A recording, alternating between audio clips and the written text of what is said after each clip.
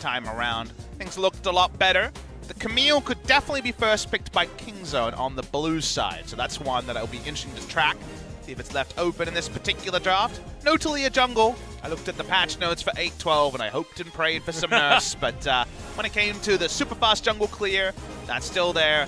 Slight damage down, but not enough on that Q. Don't do it. You do a little bit less damage to champions, though, Pops. You see, a little bit less than like 150% overkill of someone's health bar is still an overkill of someone's health bar. Oh, dang. And the Master E-ban persists, so Haru has been practicing this in solo queue, and Kings don't want to deal with that.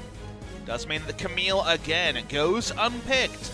Will they be wanting to first pick it, or will Gen G consider banning it? Let's see. Where Camille goes, I feel like in the next 3 to 4 picks, she will somewhere be selected. Yeah, and the Vladimir is another one that stands out here as well. Lucian has been banned every single time in the first round of bans as well, by Gen G each time. And the Camille is what Kingzone are going to choose. Getting rid of that, just not wanting to even take it for themselves. We know that they have two very, very proficient Camille players. What does that mean for priority, though? That's a question that we're still learning. Well, Aurelia certainly would be up there. We've tried not to make too many hard judgments about the meta. We're still learning as things go on. The Graves has been frequently banned, but overlooked in some other drafts. Been a power pick for a couple of patches now.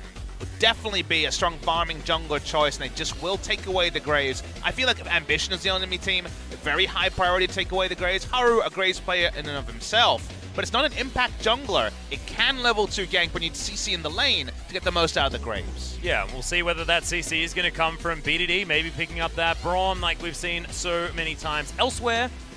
Let's mention one champion that's open. Lucian is open for both teams. Hey, that's true. It was not first picked for Kingzone. Will they be on Mordekaiser duty for Prey 3 games in a row? Or will Gen G consider picking that one up? That is certainly the AD carry that, next to Ezreal, inspires the most fear. Well, CoreJJ is once again going to pick up the Tahm Kench, and the Ezreal, hey, if it ain't broke, don't fix it. Stick with the lane that did them oh so much duty, but I have a feeling Prey is going to be calling for a marksman of his own this time. Now, was it just execution? Was it just Camille throwing a wrench in the plans and the Mordekaiser was supposed to run through? That is a question that only Kingzone can answer, because we still have more questions than answers at the start of the season. Is it Nunu Karthus time? Kingzone DragonX? And then where do they play the Graves? That top lane Graves? Well, suddenly things are getting interesting. Could just be a Karthus, but doesn't seem to inspire the same fear as Kingzone are really playing with our hearts with some of these sections. And also, what about Karthus with a support in the bot lane? Hey, true. That could be a Mordekaiser in the mid lane, potentially. Or maybe it's Karthus Mordekaiser bottom lane. I don't know. I'd ship that. That sounds fun. This is why we're on the back foot when it comes to the meta predictions. We're like, okay, interesting to see both those champions there and the Graves. Somewhere Trace is watching this being like, guys, remember my top lane Graves? Yeah. And they'll be like, no, that was ages Defile ago. plus Harvest of Sorrows, though. That is AoE damage up the wazoo. Karthus does kill a Drake fast for Mordekaiser to steal. Very true. Now, one thing to notice, mid laner doesn't have Smite. And we did see Karthus with Smite, Nunu with Smite that situation. So we're suddenly, again, taking our time, breathing. We could have 9 matches today, Atlas. We need to be doing that anyway. Our caster technique needs to be on form to get the same sort of stamina. Speaking of stamina, undefeated Jace sadly will not be returned to by Khan this game. I have a feeling Jace wouldn't have been the greatest pick as well, because if you have a look down the roster of Kingzone, they've got a wall for CC. That is it. They're going to need to pile some CC from elsewhere. Excuse me, they have a the smoke ultimate screen. CC? Oh yes, there is certainly the smoke screen. That's true. I'm sorry. They've got all the CC that they want. Jace would have been the best pick. Seems like going to be banned away, though, from Fly. Yeah, Kingzone have decided that Fly can only play utility champions. Banned away to Karma and also the Lulu. I must admit, I'm still waiting with bated breath for the Talon, but I don't think this is the game. As the Darius will see a respect ban as well. Seems like QV is saying, I would just like to play Ornn in the next pick, please. Well, I mean, he's got Gangplank already. Likely, you're right. Most likely. That's true. I mean, does anyone have anything yet? I really don't know, Atlas, but I think you're right on the money. Probably going to be the Gangplank top lane, and Darius can run over the GP. Ooh, this is a cute one. Fly has been playing the Lissandra, but certainly was a historical pick for him. Definitely a classic, but will we see an old one from Fly or a new one? That's what we're wondering when it comes to Fly, is jungle pick still needs to be selected, and with the Camille gone, Gotta say, Xin Zhao does a pretty good Camille impression. Yep, and he's going to lock that one away. Kaz is already on the Graves, so we'll see what that matchup is going to entail. And there's the Alistair once again. This could just once more be that bottom lane that we were talking about. And if you want CC, the cow has certainly got it in spades. Where is Karthus going? Seems like a solo lane. Could be outside chance of top. Mid lane is our first prediction. Vladimir loading on. Another ability power threat.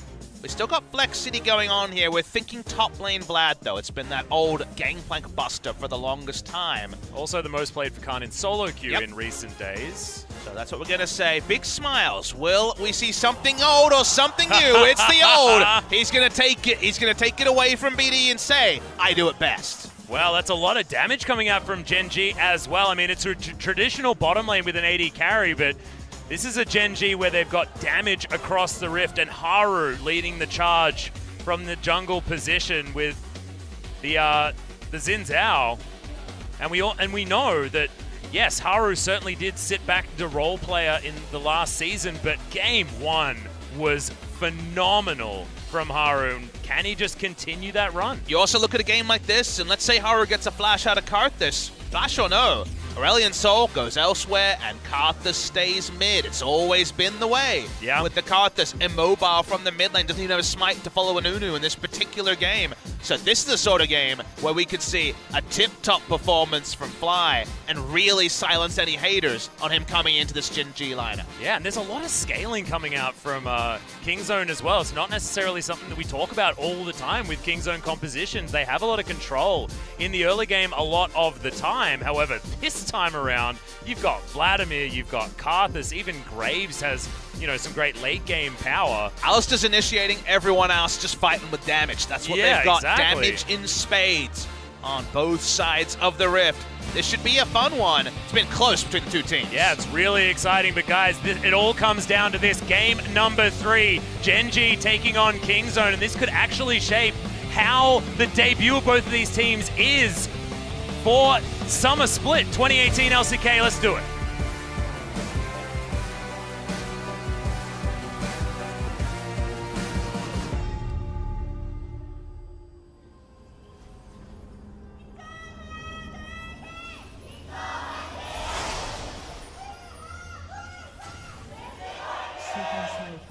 Here we are, Summoner's Rift, for the final game of this series.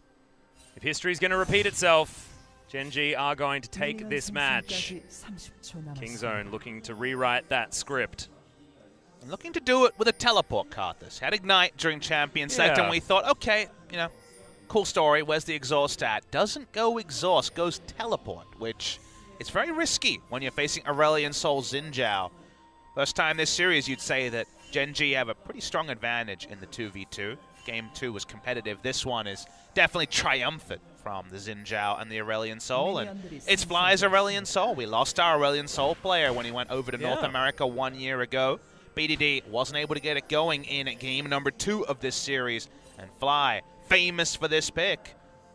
We saw Kingzone look for a late invade top side in game number 1. Sniffing around this time as well. Well, you can see they are all just going to move into the jungle here as there are pings coming out, and that's going to be Prey actually in the mid lane already. Very confusing. BDD's going to swap down, and this could be the little bit of Gouda that we were looking for. We said Mordekai's a mid lane. Not like this is the case. It's going to be a duo mid lane. 2v1 mid. 2v1 mid, and remember, that means that Alistair's still getting full experience because of the passive from Mordekaiser. So Alistair's going to be getting the usual space. Ward gets full, and 1v2 Karthus is coming out this game. And I thought KoJJ was a chef in this skin. You don't eat Skittles if you're a chef. Come on, dude. I feel like you have much higher taste than that. And I feel like Karthus does everything except standard 1v1 lane. He either follows a Nunu or he 1v2s. Oh man, if Gorilla had got that with a headbutt, he didn't have headbutt. He's level 1. Again, to clarify the interaction, Mordekaiser gets full experience. Alistair's still sharing, of course, because he's in a duo lane. But what does he have access to? He gets level 2. He pops in with the Graves. We mentioned that Graves only needs CC on his ganks. Alistair can go wherever he pleases, and that's why we see a counter rotation attempted by Gen G. Now the wave's going to crash once again on the bottom side of the map. Has reset. we'll see what BDD is going to do now as Ruler Core JJ are just going to straight switch. And Fly is going to move down to the bottom side. We've got 2v2 mid happening. Do we? Because I don't see Prey and Gorilla in mid. Top, Core JJ, that's 3v2 top? There's 4 people top. Oh god, okay, Prey's gonna move his way in. This Pirate is very sad. Does land some barrels there, but Gorilla, he's an extraordinaire when it comes to tanking up the turrets. And that is gonna be First Blood going over, but Prey immediately feeds one back. This tower doing so much work as Ruler. He's at full health. They're going for Core JJ, but he eats himself a Vladimir. And now BDD's turned up. Ruler in a lot of trouble, has to flash to get himself out as Haru looking for Gorilla, but the Wall of Pain is there and can BDD actually get any kills? In comes Fly. There's the Orbit as he picks up the kills. A second one comes down, and that's actually a double for Ruler. It all goes the way of Gen G as everyone's dead on Kingzone. Kingzone DragonX mess it up horribly. They go for the turret dive, but consider the interaction. Graves can't do damage behind that turret. That is where the Gangplank was positioned. He had nowhere to flash to because he wants to be behind a structure to stop the Graves from being relevant. Juve lives a long time, and then a level 3 Mordekaiser is tanking a turret, and it's all gone to hell, Atlas. Yep, in a handbag. Skuz gets a cute little smite here, but Core JJ with his offensive devours in the last 2 games is really showing why Tahm Kench is great into these melee lanes. And Kingzone was spotted so early making this play. Tahm Kench noticed it as they were trying to go for the 4v1 collapse. There was too much extra time for Gen G to make their adaptations. The turret dive played as well as Juve could. Big applause coming from the Gen G fan base. Kingzone DragonX already find themselves 1,300 gold down. Yeah, and Haru now 2-0-1. Skirmisher Saber already completed with the longsword. Oof, this is really, really scary. There's Gorilla and Prey have to deal with this Ezreal, who's also huge. Thankfully, only has that tier to pick up as Khan. Okay, the Orbit is down, has to flash to get back underneath the turret, and Fly just turns around. We'll just continue clearing out this wave. Amusingly, the only person with flash available was the one that the Xin Zhao was ganking. Everyone else was a free kill, of course, with Xin. Red buff, 2 kills, longsword to add on to the Skirmish Saber. Core JJ once again, right place at the right time. Haru going to be able to pick up that Rift Scuttler very easily. Has the double buffs like you were talking about. Spotted out with that Scryer's Bloom. Shame we don't have a percentage of time in lane stat because Kingzone's pretty damn low in this particular game. Haru looking to solo down the Ocean Drake, given that he has so much gold already. Going to be a trivial thing for him. Gorilla and Prey trying to get some lane presence here in this mid lane. You can see it's once again the vision show for Gen G on the bottom side. Right next to this mid lane, you've just got a line of wards, 2 of them being control wards. So Haru just very comfortably able to take this one down. Definitely like an Ocean Drake, given how much action there's been early. There's been a lot of damage that needs to be shrugged off, and the boots are being packed by everyone. Boots 2 on Mordecai. The Swifty's already done for Fly. Yeah. Gen G was second to the previous fight, but because they knew about it, they were able to clean up pretty extensively. BD versus Juve is your featured matchup. I also feel like Haru is going to have so much opportunity to get work done this game. We talk about these sort of melee, sort of assassin flavor of champions, and often you've got CC on the opposing side, so it's quite difficult. This time around, Kingzone, SCC was the death chamber this game. And it's going to be more difficult given how that early game play played out. In Alistair we trust is what they've got for initiation. Yeah. The flash up, things could happen. The flank from the Vladimir also can potentially be an engage, but getting value from the Mordekaiser. A 3rd game in a row. Surreal to see one of the best 80 carries in the world in Prey not call for a marksman the 3rd game and try to once again follow this strategy. Now this was clearly about the mid lane duo of Mordekaiser and Alistair trying to open up the roaming for Gorilla in particular, but they were too greedy. Their hand was in the cookie jar so obviously. People could see it. Everyone knew they had their hand in the cookie jar. They went for it anyway, and it's that brazen oversight that has really led to already a bit of an uphill task for the lineup. Yeah, and Prey has hit that level 6 mark, so the Children of the Grave is available. We've got Aurelion Sol moving up this river as Haru is going to get his way in there, but Gorilla, you were talking about it, is the only one you don't want to engage onto, but there's the Cannon Barrage, and they are still going to be able to take him down. Juve grabs it with the pirate ship.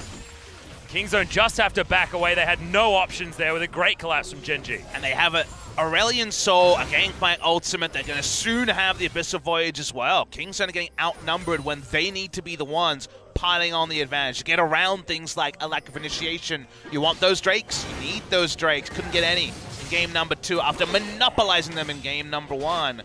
Right now, getting anything other than the minions under the turret is looking like a struggle. Yep, feels like the download has been complete from Gen G. Kingzone just haven't really adjusted to a new playstyle as now Haru, he's going to go in on a Khan. He still does have the pull available. Hemoplay comes down as well as Cuz. He's boosted over the wall, but he's just going to get eaten once again by the Toad. And Haru, yes, he's taking some damage here. Cuz doing some work. Requiem will be able to finish him off. Nope. No, it won't, because the ultimate's going to keep him alive. And Kingzone just don't seem to have any answers at all. Kingzone's only background track is Yakety Sax, Atlas. Yep, and now Praying Gorilla not going to be able to do too much more either. Ruler's just going to be able to land these auto attacks, and he's diving. He's got a Children of the Grave on top of him. He's still going to fall not very low whatsoever. Core JJ just activates the Grey Health to stay alive. Now blue buff going to be stolen away by Fly, and it's just all too easy from Gen G. How are they doing it again? I think it's more, honestly, for me, about what Kingzone are doing. They look all at sea, Atlas. After game 1 came together, they started with a good lead. We're seeing a team that's just making silly mistakes. We saw Khan walk up and invite an audacious charge from the Xin Zhao when the Xin Zhao was already 2-0-1 to begin that passage of play, and you might freeze the point and say, oh, but they had Cuz coming. Oh, but they have a Requiem. We're too early in the game for the Requiem to matter. And he lost his whole health bar, died during the pool, and then one by one, the dominoes continued to fall to the tune of 9 deaths in 9 minutes for our back-to-back LCK champions. Yeah, Haru also having the invincibility of his ultimate was pretty handy, that situation as well. If they are fighting, Haru does have that way of getting out of that Requiem damage that can be so difficult to deal with. Going to be having a look at it right there. Just clarifying the interaction where you have to be inside the range, and that includes the Karthus. So sorry, mate, that all not so useful. Yeah. Well, Frey, he's going to move up to this mid lane, continue trying to push things out if he can, but Core JJ just wants to go up and start licking him. Just makes it really, really hard for these melee matchups to work. Tahm Kench, I feel, is working out incredibly well. I think a lot of this has to do with Core JJ the last 2 games. Tahm making things hard. Not to mention everything else going wrong. Of course, as speaking of going wrong, Cuz has to use the ultimate, use everything to try and get out of the way as the Cannon Barrage going to guarantee the death of the Graves and the Cow as well as Gorilla follows suit. Gen G, what more can they get at this point in the game? It's only 10 minutes in, and already 5,000 gold is the lead. And you just need clarity on some of the decisions being made by basically everyone on Kingzone. They face check when Karthus and Vlad are both under turrets farming and can't rotate anyway. Khan has to flash defensively as Haru looks in and sees if he can kill down the Vladimir. Speaking of killing the Vladimir. Yep, that is going to be the Abyssal Voyage, but it's no just one's Tahm with him yet. Core JJ just wants to be able to eat him. There's the Devour coming down, and Fly says, yeah, I guess I'll take the kill, and he does so very easily. Core JJ is a true carry this game. I didn't think the Tahm Kench, I thought the other 4 people would be the carries. 1, 1, and 8. Thank you very much. Eating up people offensively. BDD, all he can do is farm. To what end, Atlas? Because another goal. They've died 12 times in 11 minutes. Gen G have gleefully accepted the mistakes, but every time Kingzone have tried to do something left of center, Gen G's been 1 step ahead. Yeah. We're going to have a look at this once again. Consider where Vlad and Karthus are when this starts. Vlad is under turret. Karthus is farming under turret. Requiem isn't even available. Why are you face checking? Sure, you saw 1 person go back, but you do not know where the rest of the enemy team is. You certainly do not know where the Xin Zhao is. Just a very poor mistake by the side of Kingzone. Yeah, really unfortunate stuff, and weren't ready for that particular gank because, honestly, almost this whole series, their vision has been abysmal. They haven't been able to understand where Gen G are, and they're just going to kill the Karthus underneath the turret. Cuvée grabs that with a parlay at the end. Prey's going to suffer the same fate. The ultimate goes off. That's what's going to save him. But the flash forward, almost enough with the E, but it's not quite there for Ruler. Gen G are flexing on Kingzone, Atlas. They are flexing on our double champions. Fly wants to kill Prey under turret. Wants to give him a receipt, perhaps. Is the ultimate up? He's going to go for a blind ult. He doesn't go for it. Doesn't know quite where the Mordekaiser May is. not have been able to kill. Mordekaiser ended up about 200 health after all of that. Gorilla's not going to delay this turret being taken down too much. The gold lead. It's absurd. Look at the gold lead. It's 7,300 at 12 minutes. Yeah. We're heading for a 15-minute, 10,000 gold lead, which is insane. Well, if you had an early bedtime, about 11 p.m. in North America after Game 1, said, I've seen enough, I don't know about this Gen G team, well, I think the question's going to be much more on the side of Kingzone. When all is said and done, it's another comp that doesn't scale into the late game particularly well. Vladimir and Karthus will certainly do magic damage. Marksman is on the side of Gen G. Balance damage types are on the side of Gen G. The advantage is basically completely cemented on the side of Gen G. And how about a second Ocean Drake to make things nice and simple? Yep, not a lot of that poke damage going to be sticking now as 405 for Fly on this Aurelion Soul. He's got 10 stacks on his Dark Seal as well. Once again, it's a great game for Ruler, but it's everybody else that's also feeling that. Trinity Force done for QV as well as that Hex Drinker, and oh man, you almost can't stop listing all of the positive factors for Gen G, and you can't quite find any for Kingzone, so I'm just not even really going to try. I guess, you know, Prey's got his stick. Here's the only question I have left for this game. Your Fly scored on in game number 1, got to laugh in the face of the enemy in game number 2. You got a lot of stacks on your Dark Seal. And wouldn't the Manor Magi's, and yes, I'm talking about good and bad manners when I say the Manor Magi's, be oh so sweet. The Mana Book. Against your old lineup. I have seen it. The old adage was, well, I had 1,200 gold, what else was I to buy? Exactly. He has 1,300 gold, Atlas. And he has got his little Raptor Cloak as well, and you probably want to keep that as a Raptor Cloak for as long as possible, because it just color coordinates so well with the Swifties and the Rod of Ages, so I think Magi's has to be purchased here. Look, if you have as good an early game as Gen G does, color coordination can be a top priority. Yeah, well, the top priority that Kingzone had in the early game certainly didn't work. I feel like anything is better than that. As Gen G will just easily, handily take this outer turret on the bottom side of the map. The Hemomancer on the bottom side just cannot do anything. Khan having a really rough game on this Vladimir. Could you point to me the person on Kingzone who's having a good game? No. I mean, Peanut hasn't done anything wrong for once. Yeah, Peanut having a great game. Well, they continue to push up in every lane. Shelly gets charged onto the bot lane in a turret. BDD trying to farm his first item. Unfortunately, no Rod of Ages for him this time. He's going for the instant power of the Merlinomicon. Yeah, Prey just taking so much damage here underneath this turret. That range advantage is just insane. And it's the 2-item spike for Ruler as well, coming in at exactly the right time. Prey still too much damage being taken. And yes, he gets some health back here as Ruler's just underneath the turret as Cuz. Man, the Devour there just gives it so much power, gives so much power to Ruler. The fact that he can just do whatever the heck he wants. It almost feels like we have to explain why Ezreal as a marksman is pretty good. Like, for the range, he does it from such safety, the poking. Yeah, why does he play Caitlyn? It's even more ranged, Papa Smithy. Madness, Atlas. We'll never see that champion. Well, the off-meta Ezreal really popping off in this game. I like it. I feel like this season is only facetious statements. There are no hard statements, only facetious ones.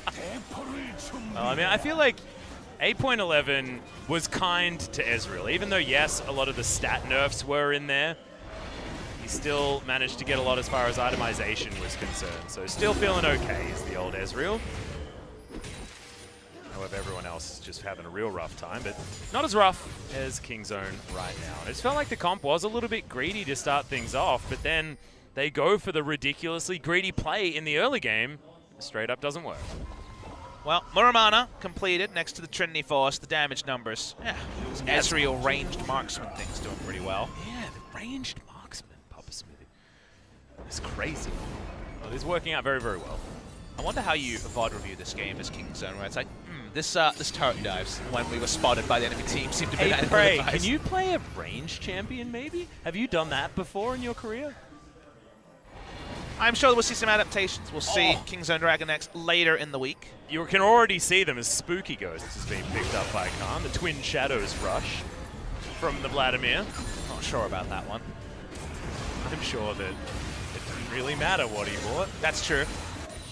I mean, Faker played a Conqueror Vladimir game in solo queue, so questionable Vladimir decisions have been made. We've seen a lot of things actually being picked up by Vladimir because, I mean, even this Airy is not something that you normally see on the Vlad.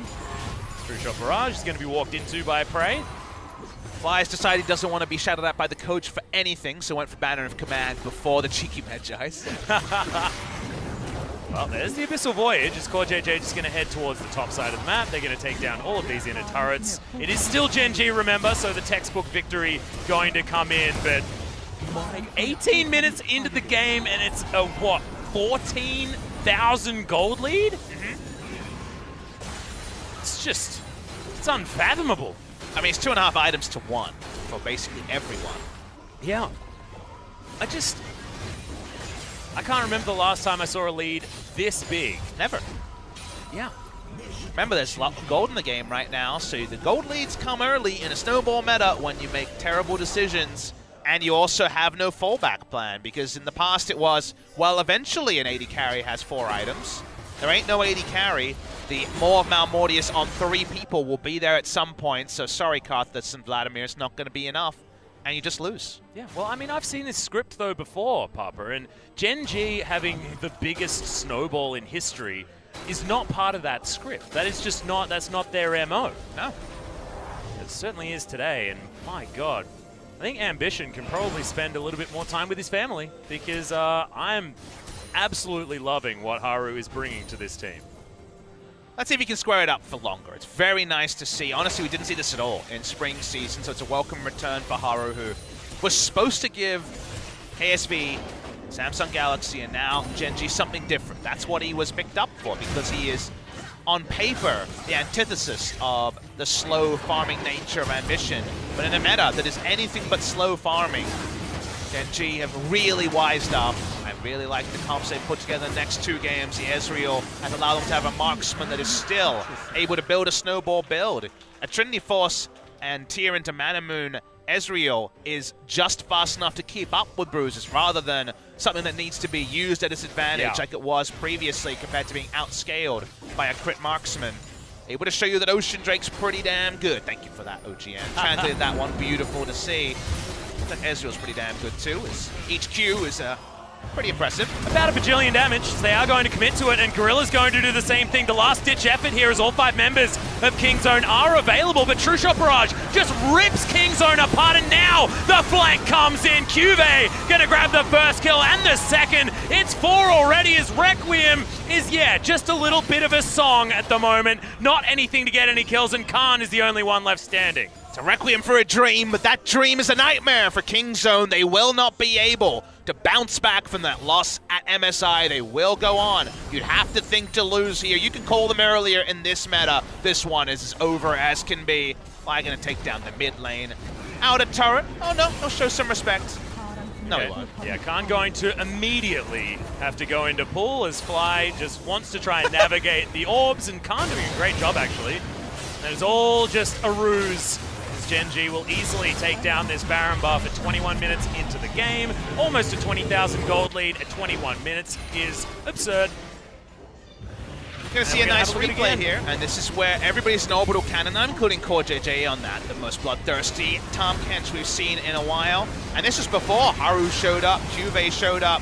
The RSVPs were a bit late. They didn't check their inboxes. They might have been the spam folder for the other members of Gen G. At the end, Requiem for a Dream. Doesn't lead to anything. They rush in, they get basically everything on the map, and the number just got bigger. Atlas, how you feeling about 18,000 gold at 21 minutes? Not feeling super great because I can't quite comprehend what this means.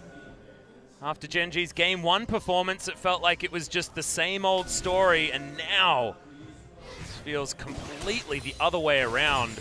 Wasn't ready to have to make that transition, but God, they look so good. Once again, have to hand it to Core JJ. He was sort of solo tanking at the start of that last fight, and they couldn't get through his health bar. Brawler already one rotationing people. Look at that, that's one rotation, 300 health or so left on the Vladimir. Banner of Command is already down. They're just wanting to slap them Gen G. They've already done enough slapping so far in this game, but all that's left is to see that Nexus explode. Yep, and it's going to be the inhibitors falling in the mid and bottom lane, and now last-ditch effort like we were talking about before, but it's even worse this time because there's so much gold. There's Baroned up minions. There's no cow left on this map. And look, I mean, Karthus is trying to do something. The Defile's down. There's minions to kill, but it looks like these turrets are going to be going down. Cuz standing on the fountain, looking on in horror as history repeats itself for the first match for Kingzone versus Gen G. Nexus explodes. Gen G have smashed Kingzone DragonX. Kingzone had one thing and one thing only. We got the new meta. We got the Mordekaiser. Even the third time around, they were not willing to visit a ranged AD carry in the Ezreal 2 games in a row with a great supporting cast. Means that for the second time, when Kingzone has had to face Samsung, then KSV, then Gen G in their opening match of the season, they have lost. Yeah.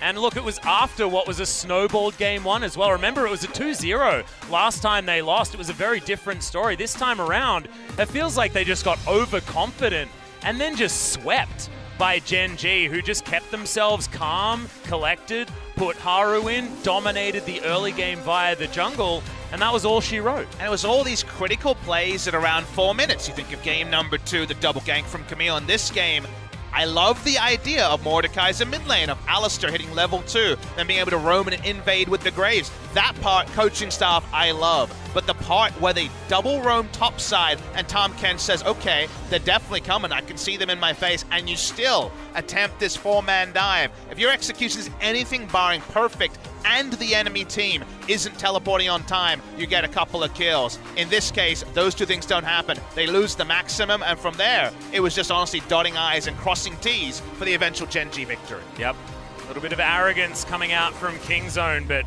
just really controlled play coming in from Gen G. See the man on the right of your screen, Core JJ, just navigating game after game on the Tom Kench so nicely. He was always fantastic at the champion, but just feels so useful in this meta full of melee champions. And I just hope and impress on people at home, do not make full judgments on the meta, on the champions, on the teams. After one best of 3 with 2 regions that haven't started, we are still learning things. Kingzone will come back and be a threat this season. The meta will take different ebbs and flows. Yeah. We have no full information about honestly anything other than perhaps that Talia should be permabanned when it comes to the current situation. Is, well, once again, now you get 2 pictures to put on your wall if you play the marksman, because keeps pressing that Ezreal button, hope it's not banned. It's still pretty damn good. Yeah, it's almost the same damage graph as we saw in the last map as well, so really beautiful stuff from Gen G in game number 3, turning around what was an abysmal game number 1, in turning it into 2 back-to-back destructive victories. I think we could safely call this one a shellacking, given the disgusting gold lead at 23 minutes into the game. 22,000 gold. I would say it's the strongest victory we've seen over Kingzone. Longzhu, the Spirit of the Rocks Tigers, in a very long time. They were made to look substandard in this particular match. Almost as many deaths as minutes were played. And let's make that glass half full. Gen G really being able to come back, to bounce back, no longer have ambition to captain the lineup, and still make it work. Your MVP of the final game, I thought Core JJ should get the nod with his bloodthirsty Tom Kench, but Fly, against his old squad, he had to deal with kind of that down moment of seeing BDD, his old protege, pick up that Aurelion Sol. Aurelion Sol was trivial in game number 2, but this Aurelion Sol was dominant. Yeah, look at what he's doing in this play. He's moving up the map from the bottom lane. But this goes on for a very long time. Kingzone, you felt at the beginning, should have been able to navigate the dive. They got a few of the kills in the early stages, but Gen G were able to just get themselves back together. And the Aurelion Sol turns up in the nick of time and saves the day. Sure, there will be Kingzone fans out there that will hope that the Kingzone DragonX that won the LCK final will get back get back to their old form, their old presence. It's only one best of 3. No story has been written, only just an opening paragraph. Yeah. But it's not the greatest paragraph to read, especially with how one-sided this final destruction was. Whereas for Gen G, a team who seemed very suited for the spring meta, who couldn't make it work, now have a meta where they needed Haru to perform. He performs, so does the new cast. Welcome back, Fly, to the LCK. Yeah, fantastic debut after they got the cobwebs out in game number 1. And what this is going to spell is that MVP interview. So let's throw it over to Andy for some translation. Yeah, hello everyone. Gen G picks up the win over Kingzone, and we are here for the post-game interview. The MVP.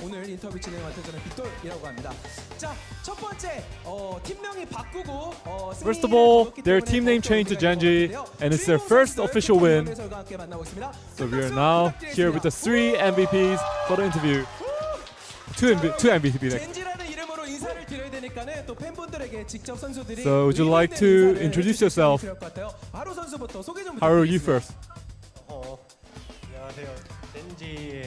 Hello, I am Gen G's sub-jungler, Haru. And Haru, you seem a little nervous right now. But you know, the person standing next to you, Fly, might also be feeling the same. Would you like to introduce yourself?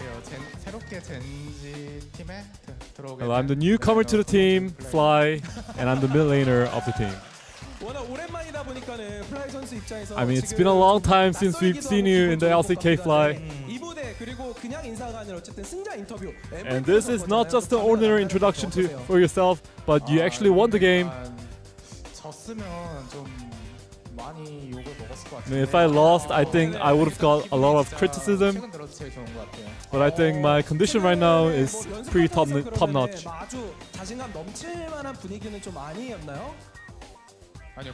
Were you confident in your game?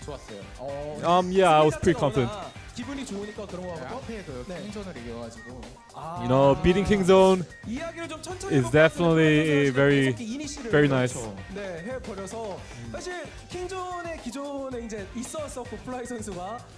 You know, you have been in Kingzone roster before in your career. You know, you've displayed a little bit of those, like, you know, showmanship in your games, like taunting the enemy. Was that intentional? A little bit. 일부러 더하기보다는 그냥 각 나올 때 그냥 딱 부른 것 같아요. 아 그리고 하루 선수 확실히 오늘 또 OGN에서 처음으로 이렇게 첫 인터뷰 이렇게. So Haru, it's your first interview in OGN Sangam. 하강석 해설이 처음으로 이렇게 오셨고 뭔가 새로운 막 프로그램도 있는데 약간 어떤 것 같으세요? 잘 하실 것 같으세요? Do you think Bito, the new interviewer, is gonna do a good job? Yes, I think so. So Haru, you received the MVP in the second set. And now let us talk about the meta, the current meta and the compositions. You know, Gen G's composition today was not really progressive, but it was the traditional like 80 carry composition. So you know, when you're going into those team fights, were your teammates like ordering you something? No, they didn't really order me anything special. I just went in as usual. So you know, I try to be aggressive when I can, and I try to defend. I try to be defensive when I can. Definitely, your mechanics and your like those sense plays were really good. Like, let's have a look at the highlight. I mean, weren't you a little scared this moment? You know, like this team fight, it was really was in favor of us. So you know, we weren't too scared.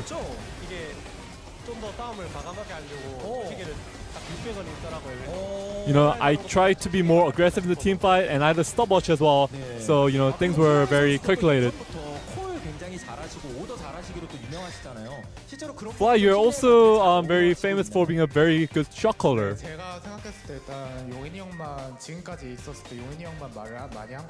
You know, until now, Core JJ was the primary shot caller of the team. But you know, now I'm here, so we have better shot calling as overall. I guess in terms of synergy, it must be better. You know how your jungle passing seemed really interesting this time. You know, you were hitting the scuttle crab, and then you decided to go to the mid lane and kill BDD.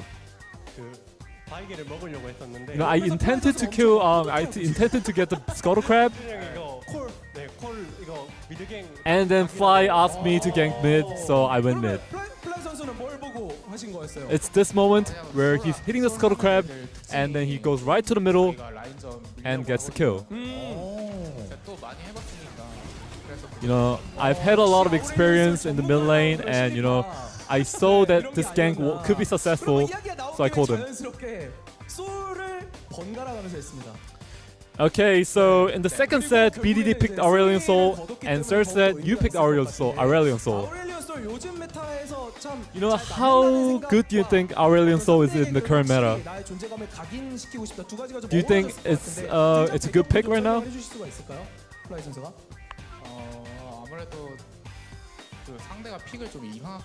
You know, the enemies' picks were really like peculiar and off meta. You know, they didn't go for those traditional compositions. So the enemy didn't have any CC. So I was wondering if I should play Aurelion Sol. And then the coach told me to pick Aurelion Sol, so I picked it.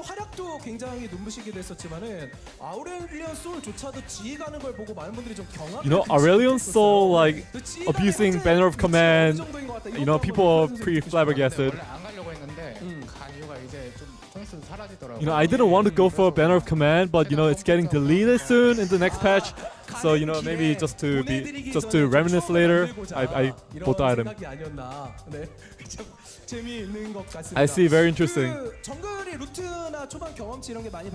You know, a lot of things changed in jungle, the jungle passing and the experience the jungle camps give.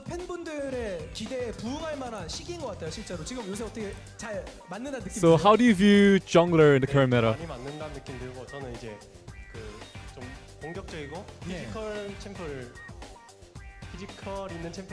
You know, I prefer those like aggressive junglers and the junglers that require high mechanics. You know, people have a lot of expectations on your mechanics.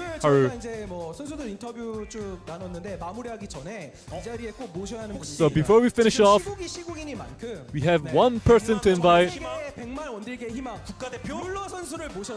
Okay, we're gonna invite Ruler here to have a discussion.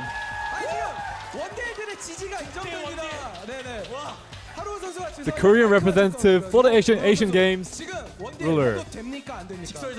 저는 솔직히 못해서 안 하는 거라 생각하거든요. I honestly think the enemies are not picking the traditional ADCs because they are not good at it. You know, I've had a lot of scrims and I find that the traditional ADCs aren't all that bad right now. You know, it's true that the ADC players in solo queue are going through a rough time right now.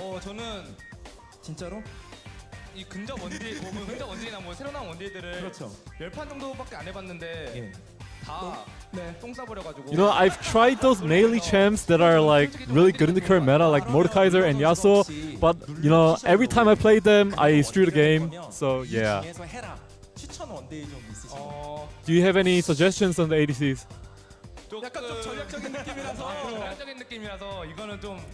You know, this could like leak our strategy. So you know, I'll try to stay confidential, but 끝까지 뭐 견디해 주시면서 Maybe those mainstream ADCs can be like Kai'Sa, Lucian, Ezreal. 모르겠어가지고 어쨌든 원딜들 대표에서 용기 있는 네, 신념 있는 한마디를 해준 You know, 거니까는 룰러 선수에게 네, there was ruler. 감사드리고 이제 어쨌든 젠지라고 새 단장을 하고 Now you guys rebranded as Genji. 경기였고 플라이 선수는 또 복귀전이기도 했고 And Fly, it's your return to LCK. 것 같습니다. 플라이 선수가 그러면은 또 팬분들에게 마지막으로 And would you like to say a few words to your fans? 기대감할 수 있는 자신감 있는 멘트 한마디 부탁을 드릴게요.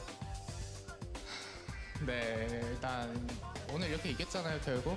You know, we won in the end. 많은 분들이 저를 좀 안 좋게 봤을 수도 있고. You know, I mean, I've received a lot of criticism before. 저희 이제 열심히 해서 And thank you for the fans who are cheering me, and I'll try my best 많이 응원해 주세요. to show you the greatest performance in the future.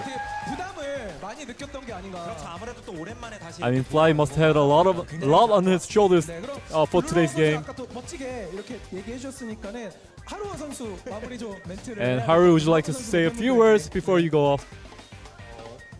일단 이렇게 첫 경기 저희 좀 깔끔하게 이긴 것 같아서 너무 좋고 You know, I think we won. We had a clean game. 이만큼 이런 식으로 이기도록 노력해 볼. And I think in the future we'll try to win like how we did today. 첫 시작을 승리로 연 젠지. Genji picking up their first victory in the first game of LCK. And this is the end of the interview. And we'll throw it back to the casters.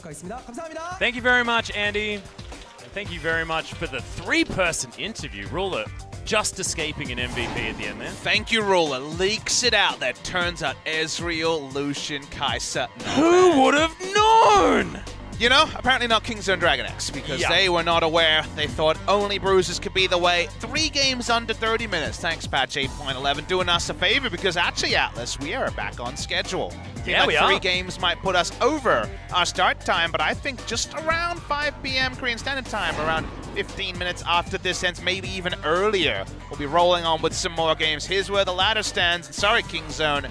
You are equal second last with Hanwha Life Esports after going down. Guys, if you joined us early for our long match day, Super Wednesday continues. We've still got an old classic full match day and a sick one. Afrika Freaks against SKT, the old rivalry. And then KT Rolster and Jinne will be the last 2 teams to debut on patch 8.11. Yeah, and Jinne with a lot of changes as well to this roster. Kakao's back. Yeah, Kakao's back. We've got Nova on the bottom side of the map as well. Certainly some change-ups, and the changes in the meta are enough for KT. There's no pawn in the mid lane. It's going to be UCal once again. Certainly the KT roster that we want to see, but what the heck are they going to be playing? Dunno. It's going to be SKT, Afrika Freaks after this, though. So, guys, come back. I think it'll be about 15, possibly 20 minutes. So, short break, and then we'll be back for more LCK action. Don't go anywhere.